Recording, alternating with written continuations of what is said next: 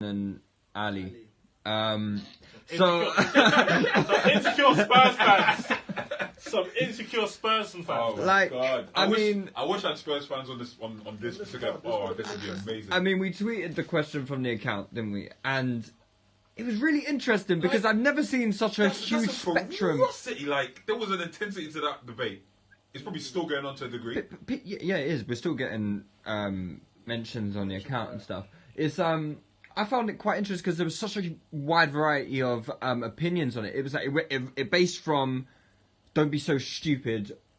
That is a ridiculous question to ask. Yeah, who is better, Loftus Cheek or Ali? Yeah. To no, obviously Ruben is better. Yeah. It's so strange, and I can see both sides of the. I can actually see both sides of the story. Oh, bro. Man's fetty what, bro? Man's got one eye, bro. I got to see the Ruben side. I can't see the funniest thing was I don't even think I didn't really get involved with it too much, like because I stated my view on these two a long time ago. Like when Ali first broke through, I was saying Ruben must be vexed because this should have been Ruben. When Ali scored his first England goal, I'm like, Ruben must be pissed because he's looking at this guy and thinking, this should have been me, but we're fucking him over. Chelsea, by we, I'm saying Chelsea are fucking him over. The thing is, with this debate, I would be fully happy to accept the opinion, I think Dele Alli's better because of football reason 1, football reason 2, football reason 3. But I'm hearing the most ridiculous reasons as to why it shouldn't be discussed. This is the crux of the arguments that I've seen for Dele Alli. Dele Alli's better than Ruben Loftus Cheek because I haven't seen Ruben Loftus Cheek play that much, and Dele Alli scores loads of goals. And because he's playing and Ruben's not, surely he must be better. I have not seen Ruben Loftus Cheek, so I can't make any argument. I don't know what Dele Alli's really good at outside of scoring goals, but I'm going to stick with Dele Alli being better. Oh yeah, he's got a smart footballer. Like, if you actually look at the level of analysis in the debate, like, it was pretty poor. When I'm watching the debate, I didn't get involved in it too tough. I said a couple things because I've been saying Ruben Loftus Cheek is better. I've been through the Ali for a minute, but I'm looking at the debate from like kind of like the outside, and obviously there's two sides. Obviously I'm on the Ruben side, but even not being biased, when I see people who say Ruben's better, I'm actually seeing footballing reasons like this attribute, he could do this. With Dele Alli, it's literally what has Ruben done. Like that's the biggest. And the thing, and this is, and I've said this is my biggest objection to football analysis and narratives. How good a football player is down to their ability. You're talking about how good a professional is at their skill. Like, just because I might not be able to, I might have never worked at Microsoft in my life, but I might be the best computer programmer in the world. I might be the best computer programmer in the world. I might be able to do anything you can need on the computer. Yeah. Just because I haven't got the CV to say so, doesn't necessarily mean you're better than me because you've been doing it for 10 years. So we got to look at football as what it is. It's a game. It's a competition. It's just a sport. What are your attributes? Your skill set. It's not linked. It's not a CV. Yes, and he scored 2 goals against Real Madrid. That's fantastic. Look at their ability as footballers. And then when you break it down, we always say, Kane says 4 corners, I say 3 parameters. Your technique, so how you manipulate the football, whether it be by striking it, controlling it, heading it, dribbling it. Then your athleticism, so running, jumping, endurance, agility, all that type of stuff. And then you could mix it between football intelligence or tactical, mental, whatever you want to say it is. Okay. The last one, that's very difficult to quantify without having actually studying these players for a long period of time. Yeah. And I don't believe anybody, apart from maybe the Chelsea fans that have been preying Ruben, have enough data to judge Ruben's football intelligence or his tactical side or his mental. Unless you watch Ruben, you can't judge that. You're just guessing. But on the other hand, you could say Ali's is quite good in that regard. Yeah. I even think that is overrated, in my opinion, because we have certain biases to certain aspects of football. Facts. Because, for example, Ali's got great movement in goal scoring opportunities, but I'll say, okay, you're talking about football intelligence. If you're attempting top 15 amount of take-ons a year, but you're completing about 32%, is that intelligent? That means every 10 dribbles, every time you try to take on a man, you lose the ball 7 times. Is that intelligent? I've got my own opinion on that. I'm saying so. I'm just saying that it's not as cut and dry. But let's even move that aside. Look at the technical ability of both players. Look at the athleticism. That's the reason why nobody will talk about attributes, because they couldn't say, "Oh, Dele can strike the ball better." He can't. Dele can dribble better. He can't. Dele's got a better touch. He can't. He's not faster. He's not stronger. He's not bigger. He's not more agile. He ain't got better balance. It is really one side if you look at the attributes. Do you see what I'm saying? So that was my biggest takeaway, is that on how powerful narratives can be, because the media's been hyping Dele Alli for a good 2 years. To say this random Leipzig kid that we've barely seen, who's on loan at Crystal Palace, has one game in their opinion, how can we be better than this guy that scored goals against Chelsea, Arsenal, and Real Madrid? Exactly that. I agree with all of you in the sense of the rationale used behind what generally was Ali being better than Loftus Cheek, being a bit wayward. I thought some of it was wild. But the only thing I will say about performance and achievement is that there is a relationship between that and ability. So that's not to say that... And opportunity. Yeah, obviously, of course. It's definitely... You can't dispute that. Like, Ali has been... I'm not going to say fortunate, because you make your own luck at the end of the day. But at the same time, he's been...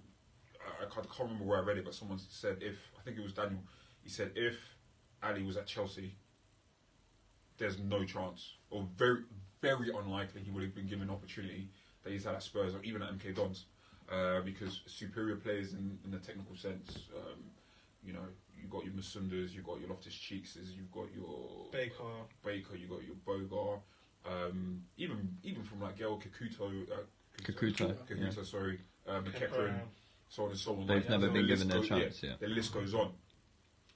However, what I will say is that it still requires certain qualities outside of the standard good goal scoring movement, good finishing, to do what Ali's done for the period that he's done it in 100%, as well. 100%. Yeah, good coach.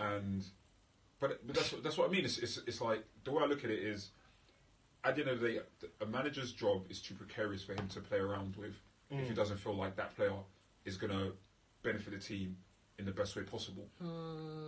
Gary Cahill. But okay. You can say more often than not. Yeah, and even with Gary Cahill, it may not even necessarily be off the pitching. I think the reason why he's in the team is more to do with team chemistry, more than anything. I think he's a senior player. I have the suspicion that he's there more so for his quote unquote leadership skills. If you want to debate that, that's fine. Yeah. But for me, Gary Cahill started for several Chelsea teams, and it isn't just one manager. So the only consistency is, okay, either he has something on Abramovich, or he has some qualities that he started for 2 Chelsea managers. Gary Cahill. Mourinho, he was dropped for Zuma until he broke his leg, and then he came back into the team. But under Mourinho, I think first, second season, one played. Then he got benched, and then came back. But who was that? Mourinho. I'm pretty sure, wasn't he starting before Mourinho came back? Let's not digress too much in it. But the point I'm just making is that obviously, you know, a manager's selection isn't just a case of, oh, you know, I just like you and I'm just going to do this. At the end of the day, it's a very precarious position, so they're going to try to do what they feel is best for the team. So there's something about Ali that puts him in that position. Now, I think the big miscommunication, because a lot of what I've seen in terms of the debate is it didn't even become about the debate about Loftus Cheek and Ali anymore. It became about the rationale, right? And communicating that. It's just, okay, so how have you come to this conclusion, and do you acknowledge the flaws in how you came about this conclusion? Like, have you considered that? So a lot of, you know, the easy example is, okay, you guys saying he scored X amount of goals, he's played for X, he's played for Tottenham, he's played for England, so on and so on. Okay, cool. But you also realise that he also plays in a system that's very much dedicated to getting the most out of him. You know, offensively anyway. Yeah. Loftus Cheek hasn't been afforded that opportunity. Do you know what I mean? Still playing right wing at Crystal Palace sometimes. He's played 4 games, all league only. I think there's one League Cup game, but I think in the league he's played 4 as an attacking midfielder. He's played 1 or 2. I think 1 as a holding midfielder. He's played 2 from right wing. Obviously, he's also played half of those games, or 3 or 4 of those games, for a different manager. So there's that. He's also played for a team that's dysfunctional. He also plays for a team that is just nowhere near as good as Spurs are. So even if you look at this season, it hasn't suited him. I think even with Conte, he was playing as number 10. Yeah. Not even as like a creative number 10, like as a proper attacking midfielder, support the striker type of number 10. Yeah. Essentially, they played him as if he was Dele Alli. And they don't have the same skill set. They played him as a forward.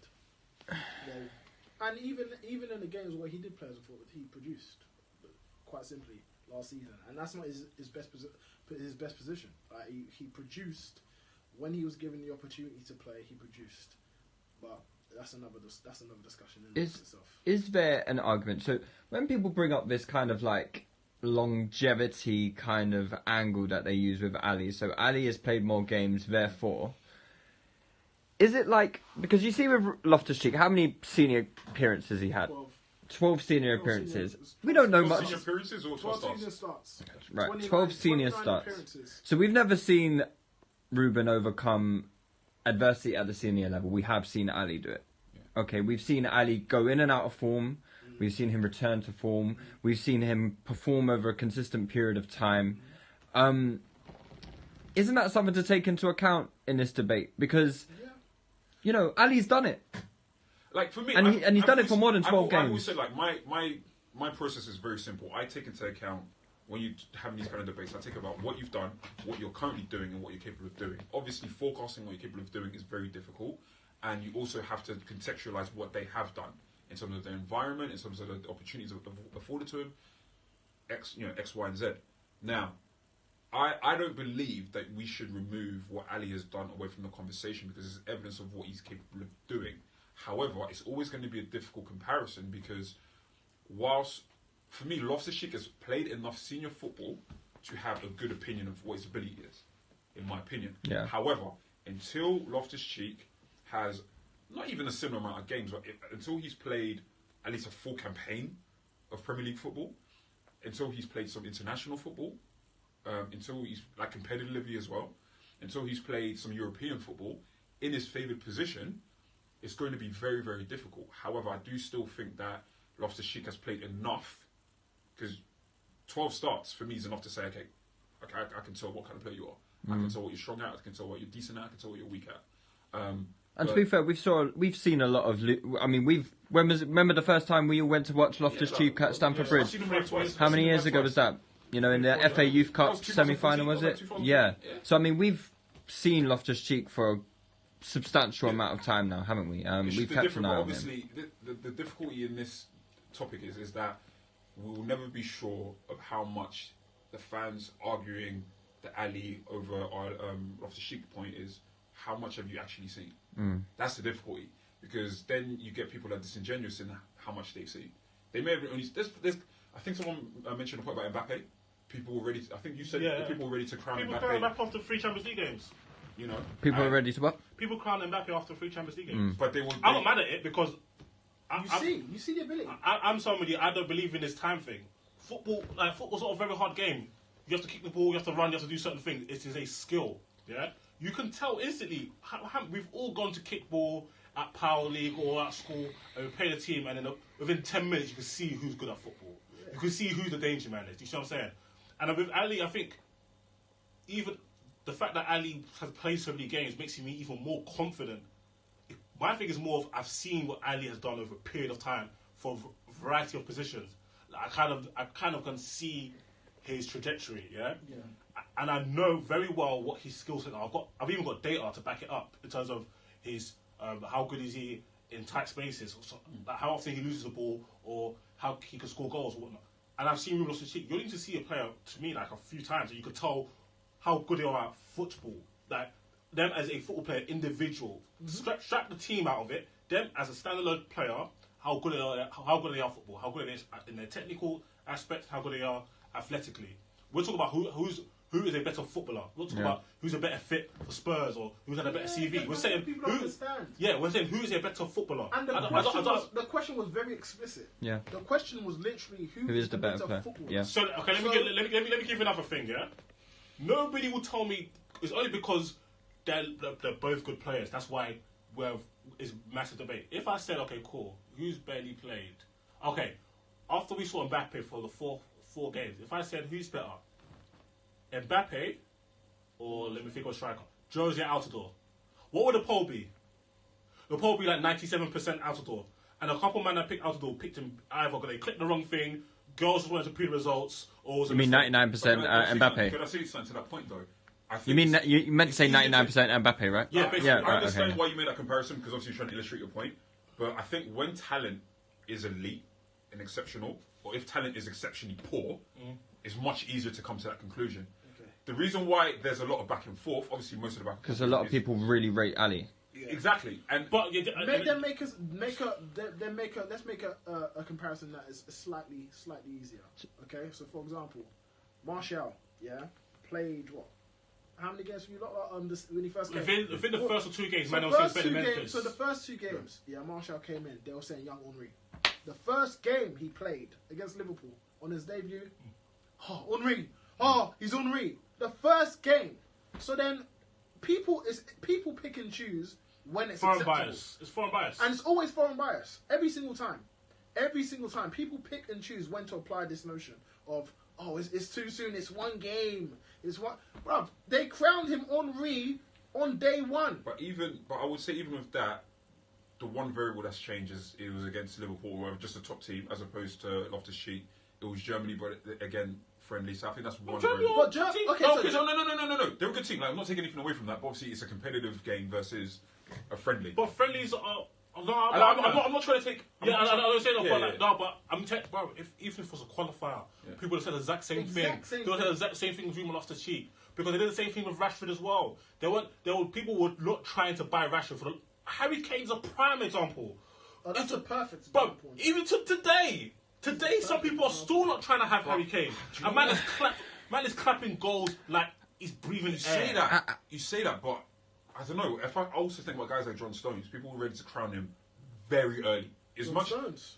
No, he had detractors, but people were crowning him very early. I think John Stones was a polarizing thing. That's a 50-50 thing. You see the Harry Kane thing. Yeah. So obviously we've had that debate where we've said, look, he needs to do X to be... we have had that discussion. Yeah. Okay. And I'm in that camp. Yeah, of course. So... Basically.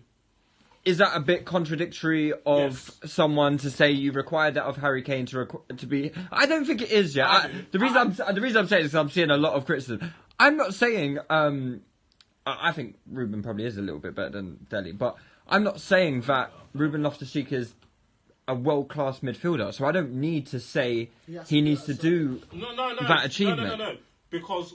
I'm saying if you want to, because I was very confused about this earlier on. Okay, cool. So people. So when you talk about world class player, I don't know why people are saying it's not a status thing. It is. It's not a status thing. Because if it was a status thing, then Kaká would have been a world class player for even when he was injured. He wasn't.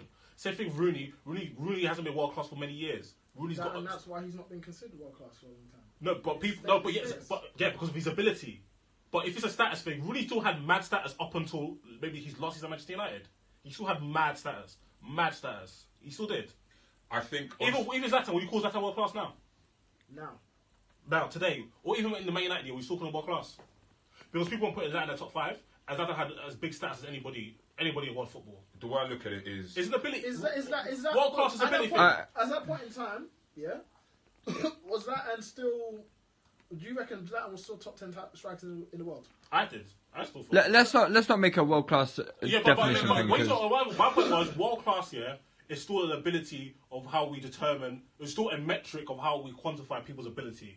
The world class players is what we're saying, that these players are better than everybody else. They're the best in the world in whatever parameter, whether it be strikers, centre back. Let me finish, please. Centre backs or whatever. Yeah. So when it comes to Harry Kane thing, that's what from the jump was like Harry Kane levels. People are like, okay, no, and especially in our camp, until Harry Kane does X, Y, and Z in competition X, Y, and Z. So that's been the Champions League and the World Cup. He's had opportunities. He hasn't done it. Until he proves that, we can't put him in the same category as X, Y, Z. Yeah. The crux of your argument is you need evidence and data of this guy for you to say his ability is justified of that. No, yeah? see this is here's my counter to that. We're not talking about ability. That is not ability. You are indirectly because no. Let me finish. Now, in terms of footballing ability, that's not changing. Harry Kane scoring in the Champions League, that's not changing his ability. It's really not. It's really not. It's not changing anything. That's not enhancing it's not enhancing this footballing ability or diminishing it in any way, shape or form. It's really not. So again, that's a status thing. People say it because they think, okay, if he plays in Champions League and scores there, that means he's done it at every level. So it's undeniable. It's undeniable, and that's a stat. That's not questioning ability. But even for me, right? So I was probably the strongest Kane needs to do X, Y, Z to be world class thing. said it with Tottenham fans in this very chair, this very spot. I've fully outlined what the reasoning was. Even in that argument, I said Kane had world-class ability. I've always seen it as this for myself, and I think I see it for fans in general. When people talk about world-class, and then we'll tie it back to, obviously, the RLC, Ali debate. When people talk about world-class, for me, it's a mixture of ability and performance. Stats being the outcome. But that's the equation. Ability times performance equals stats. And that's where the stats comes from. Now, taking it back to where this apparent inconsistency is in terms of they need this prerequisite from Kane, but not from Ruben. Not from Ruben. But it makes zero sense because people, number one, with the comparison between the two players, it's about that's purely ability. Yeah. Purely ability. And the people that have been arguing in Loftus Cheek's favour have said we don't need to see him do this because we've seen him enough and we're judging purely off this ability. But they don't say that for Kane. The consistency is there. They don't require a prerequisite for either player. That that's the point being made. So that's why I struggle to see the inconsistency, because it was just like no, like they for either player they don't require the prerequisite. The people arguing for it, right? So for me, I think let's just make the let's concede the point that yes, okay, fine. We think Ruben Loftus Cheek is a superior technical player, a superior footballer, but yes, Ali has achieved far more and with less ability. And that was never the argument. That's not being disputed. When people are arguing the thing is people are trying to change the argument and change the question to fit their answer. And it's not we are asking a basic question. If you truly believe ability wise that Dele Alli is better than Ruben, then fine. Justify it with footballing reasons and rationale. I think even if you believe that what makes you a player is also what you do on the pitch in terms of performance, then cool. Then outline that and say, listen, these are why I think this is what I think makes a good player. Yeah. If someone says, okay, I don't care if you dribble past 4 players, and it matters more for the guy who makes the final pass, say that and justify that, but don't make it out like, okay, my rationale is the only rationale that matters, and it has no flaws and has no weaknesses. Even me, I think when I asked, because I'm pretty sure I said I think they actually have a similar talent level, but I'm still waiting to see more of Loftus Cheek, more so in terms of the mental aspect of it, because that's where I think Ali is superior to Loftus Cheek. So anyway, like at this current point, because even though I've seen Loftus Cheek, I do want to see more of that because you have to judge that over like a long period of time. Anyway, but even that being said, I conceded that that's something I have to factor in. Yeah. And I have to be more assured of it. And I don't think we see enough of that in terms of the debate. Cool. I think sometimes, people I think ego plays a big part. I think we have to be real about that. Yeah, ego plays a big part in these debates. So. Cool. All right, I think we should leave it there because we've done a pretty big segment on that, and I think everything got covered. Any lights on you?